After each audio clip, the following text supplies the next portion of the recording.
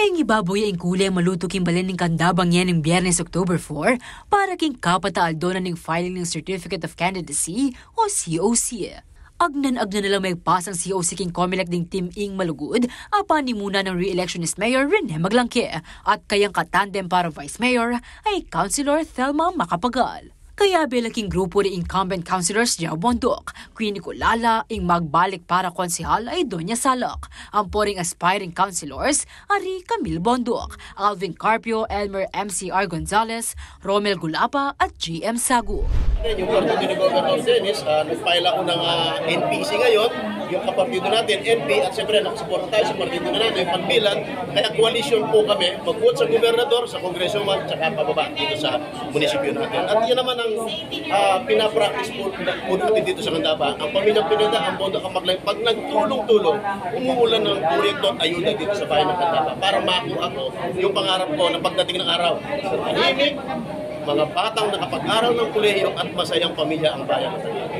May bakit nomang suporta king Team Ing Malugod, the 4th District Representative Ana York Bondok Sagum, former Representative Rimpi Bondok, Arayat Mayor Madeth Alejandrino, at Board Member Paul Balingit.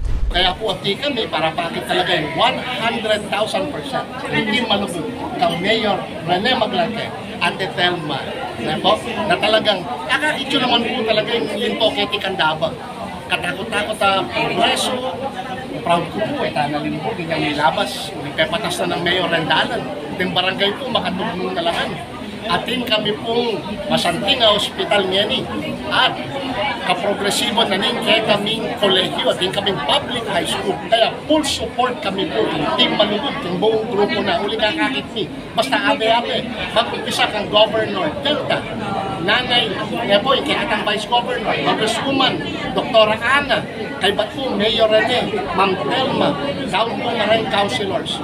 Nakakita naman po ba?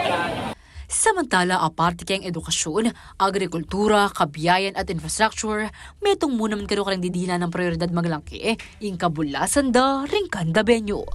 Yung hospital natin, ginagawa yung isang building, worth 50 million, matatapos na yun yung patatapos ko hanggang Marso, yung isang building, at i-apply namin yung Persilabian Hospital. Na lahat ng sakit, yung vision ko dito, bago ko bumaba, magagamot namin dito sa Candaba ng mura. Kung wala silang pera, nakaayuda naman po galing sa munisipyo.